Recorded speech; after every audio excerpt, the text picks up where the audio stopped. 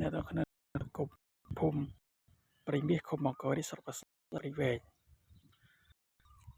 ថ្ងៃនេះក្នុងនេះកិច្ចការដែលមានគម្រោងធ្វើពន្ធកិច្ច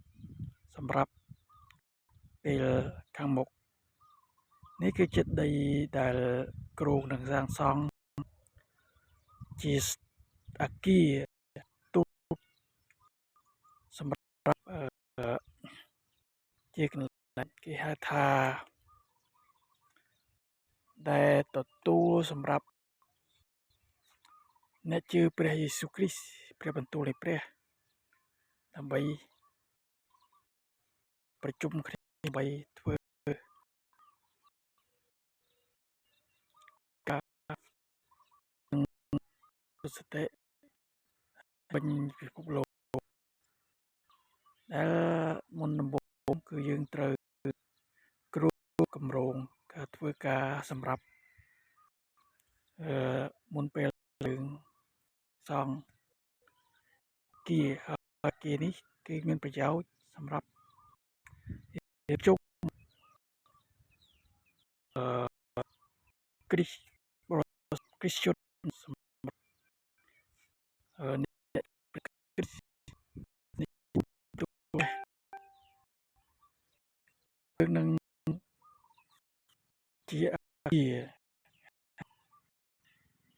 ជាសុទ្ធរបស់ព្រះទូទាំងពិភពលោកយើងដឹងថា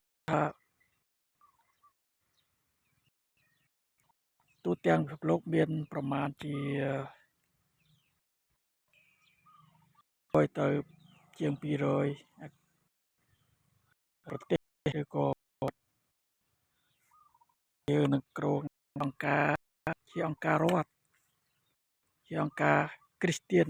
State of God ហើយអង្គការនេះវាមានភាពសម្រាប់នាំមនុស្សជាច្រើនថ្វាយទៅព្រះ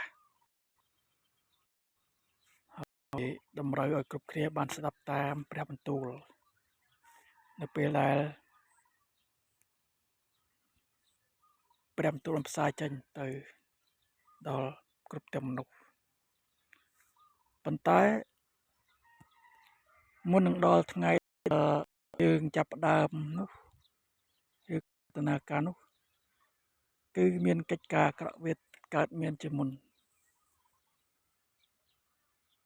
ហើយមានការកាប់នេះច្រើនផង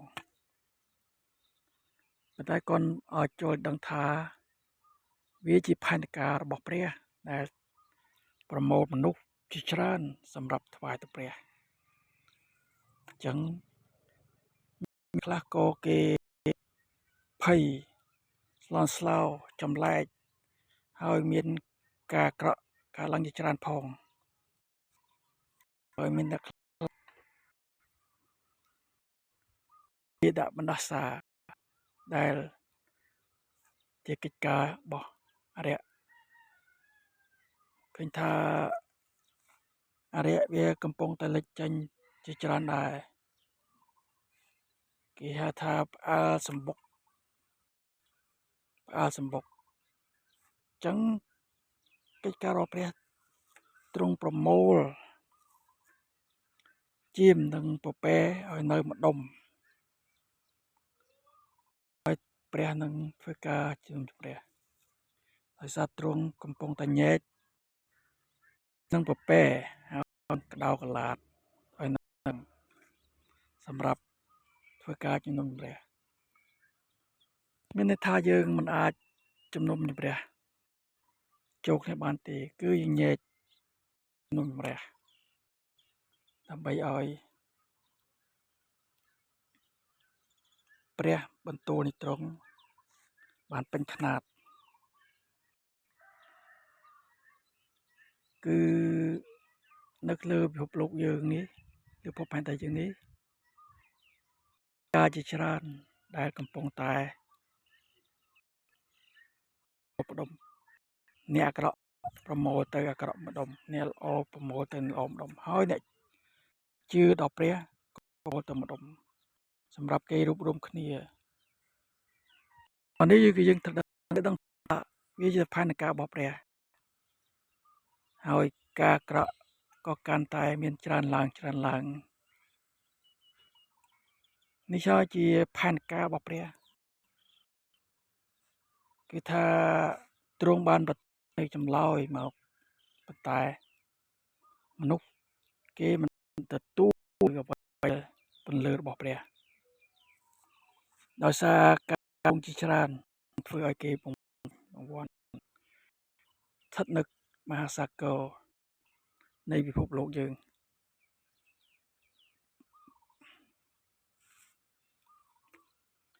ងត្រូវដឹងហើយថាកាលជាពាន់ឆ្នាំយេស៊ូវគ្រីស្ទដែលជាព្រះរាជបុត្រារបស់ព្រះបានបញ្ជូនមកឋានសួគ៌សម្រាប់ឲ្យជួយរំដោះនិងសង្គ្រោះមនុស្សលោកបងប្អូនអើយយើងគ្រប់គ្នាត្រូវតែជឿនិងដើរតាមធ្វើតាមព្រះបន្ទូលមិនមែនតាមសេចក្តីបង្រៀនប្លែក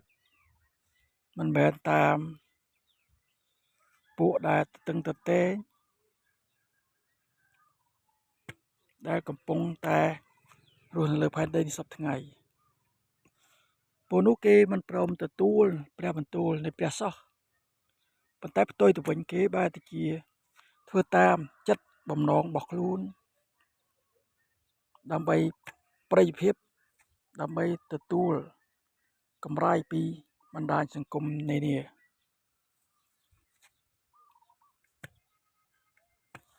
ប៉ុន្តែចូលឲ្យដឹងថាអស់អ្នកណាដែលធ្វើការអ្វីគឺបានផលនោះព្រោះនេះជាព្រះបន្ទូលដែលទ្រង់នឹងសម្រេចទៅតាមអ្វីដែលគេធ្វើអ្នកណាដែលធ្វើកិច្ចការដែលល្អនោះព្រះនឹងសម្រេចឲ្យការដែលល្អហើយអ្នកណាដែលធ្វើកិច្ចការអាក្រក់នោះទ្រង់ក៏សម្រេចឲ្យនៅកិច្ចការអាក្រក់ដែរព្រោះថាព្រះមិនបានប្រើគេឲ្យធ្វើអ្វីដែលចំណងរបស់គេប៉ុន្តែចិត្តរបស់គេនឹងជំនុំជម្រះខ្លួនគេ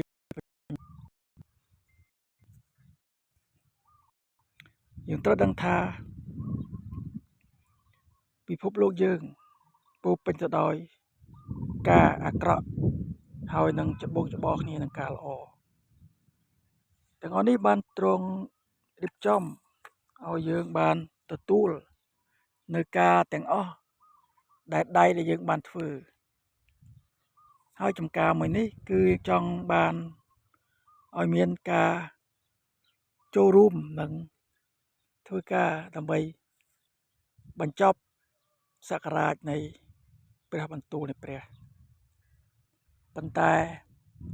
ព្រះបន្ទូលនៃព្រះមិនបញ្ចប់ទេសក្ការៈដែលការអាក្រក់ដែលវាកំពុងតែបង្កើតឡើងគឺមានន័យយ៉ាងដូច្នោះប៉ុន្តែព្រះទ្រង់មានផែនការសម្រាប់ឲ្យយើងគ្រប់គ្នាទទួលបានសង្គ្រោះសូម្បីតែម្នាក់ក៏មិនបាត់បង់ដែរគឺព្រះបានប្រទានឲ្យមានតែម្នាក់ដែលត្រូវវិនិច្ឆ័យនេះហើយសូមបងប្អូនអរគ្នានៅក្នុងបណ្ដាញសង្គមសូមភ្ញាក់រលឹកឡើងកែងលោត្រូវវិនិច្ឆ័យទៅត្រូវប្រែចិត្តមករកព្រះដែលជាមេសង្គ្រោះហើយក៏ជាព្រះដែលបានប្រទានមកឲ្យសង្គ្រោះមនុស្សលោកផងដែរនេះគឺជាគម្រោងផែនការរបស់ព្រះបើយើងនៅតែមិនព្រមមកនោះយើងនឹងត្រូវវិនិច្ឆ័យមហន្តរាយដែលកើតលើជីវិតយើងត្រូវដឹងថាអ្នកដែលគោរពថ្វាយបង្គំលោកព្រះអ្នកដែលប្រព្រឹត្តសេចក្តីកំផិតមន្តអាគមសមអប់គ្នាចំនួនទាស់តែគ្នា ប្រមាក់ផាក់ស៊ីនោះมันអាចទទួលការសង្គ្រោះឬក៏មេត្តាករុណាមកពីព្រះទេព្រះទ្រង់អត់ធ្មត់នៅពេលដែលគេធ្វើអ្វីទាស់នឹងបំណងប្រហារតីនៃទ្រង់អត់ធ្មត់ទ្រង់យឺតនឹងខ្ញាល់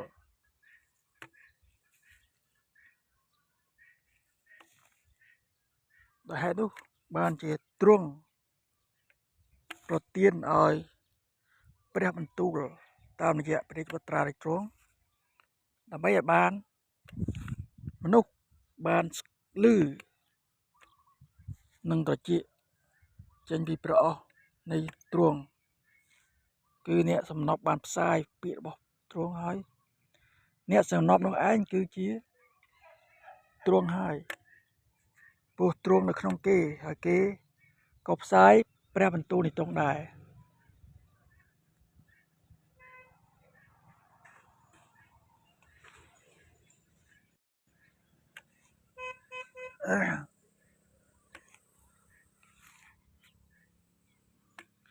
ដោយហេតុនោះបានជាយើងខិតខំផ្សាយនៅអ្វីដែលព្រះទ្រង់មានបន្ទូល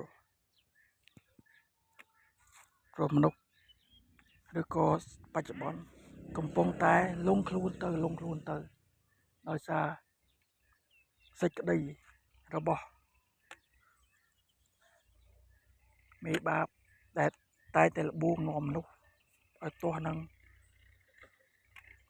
សាច់ឈាមយើងមើលទៅកាន់ផែនដីទាំងមូលតើនេះជាស្នាមព្រះហស្ថរបស់ទ្រង់ទេឬអីហើយហេតុនោះបានជាយើងត្រូវប្រកាសប្រាប់អំពីពិភពលោកឲ្យបានជ្រាប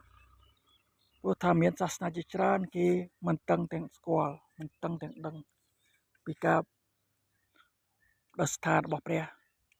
ប៉ុន្តែគេបែរជាយកទ្រឹស្ដីរបស់សេចក្តីបង្រៀនសាសនាព្រះរបស់គេមកបង្រៀនមកប្រព្រឹត្តហើយការនោះវានឹងត្រូវវិនិច្ឆ័យតាមអ្នកដែលស្ដាប់អ្នកដែលបង្រៀននោះព្រោះថាគេបានបង្រៀនឲ្យ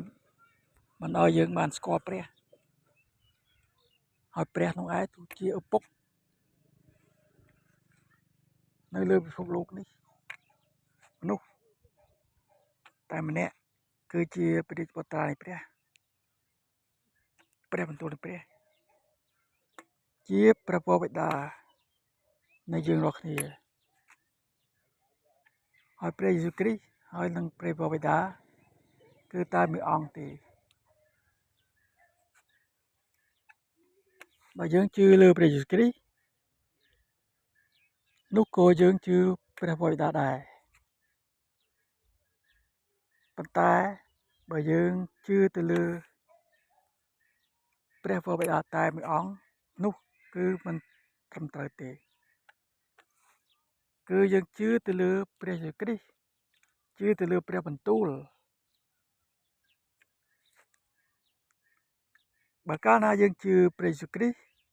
នោះក៏យើងជឿព្រះបិតាដែរបើយើងជឿលើព្រះបុត្រានោះក៏យើងជឿព្រះបិតាដែរព្រោះអីព្រះបិតាហើយព្រះនឹងព្រះបុត្រាគឺតែមួយអង្គហើយព្រះបុត្រាត្រូវបានព្រះបិតាបញ្ជូនមក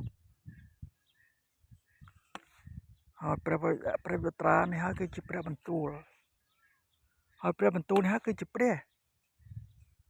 ដែលយើងទាំងអស់គ្នាបានស្ដាប់និងឮអំពីព្រះដែលអ្នកបម្រើព្រះបើបម្រើព្រះបានចែកចាយឬក៏អត្ថាធិប្បាយនៅក្នុងក្រុមជំនុំនីមួយៗតាមព្រះបន្ទូល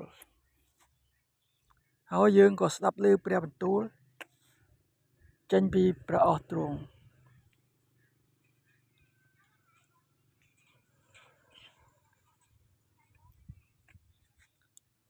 ព្រះយេស៊ូវហើយព្រះបិតាផ្ដេចបត្រែកព្រះបិតាតែមួយហើយអ្នកដែលចែកចាយព្រះបន្ទូលនៃព្រះនោះក៏តែមួយជាមួយនឹងព្រះដែរគឺផ្សាយអំពីព្រះបន្ទូលរបស់ព្រះបត្រាហើយបើយើងជឿលើព្រះបត្រានោះក៏យើងជឿលើព្រះបិតាដែរដោយហេតុនោះបានជាព្រះបិតាព្រះបត្រានិងអ្នកផ្សាយព្រះបន្ទូលទ្រង់គឺតែមួយចឹងសង្ឃឹមថាយើងបានឮព្រះបន្ទូលនៅថ្ងៃនេះអស់ណាអ្នកដែលឮសូមជឿនិងធ្វើតាមព្រះបន្ទូលព្រះបត្រារបស់ព្រះហើយនាមរបស់ព្រះបន្ទូលរបស់ព្រះបត្រាទ្រង់គឺមានថានាមថាយេស៊ូវមានន័យថាព្រះសង្គ្រោះព្រោះថាទ្រង់មាននាមជាច្រើនតែនាមរបស់ព្រះគឺជាព្រះបន្ទូលព្រោះព្រះបន្ទូលព្រះមានតាំងពីដំបូងមុនដែលផែនដីនេះត្រូវបានផ្ដល់ស្ថានឡើងមនុស្សធម្មតាយល់មិនបានទេយល់មិនដល់ទេគ្រប់ទាំងសាសនានៅលើពិភពលោកយើងនេះមិនបានយល់ហើយក៏មិនបានដឹងអំពីព្រះបន្ទូលរបស់ទ្រង់ដែរលើកតែអ្នកណាដែលព្រះប្រទានឲ្យយល់ប៉ុណ្ណោះ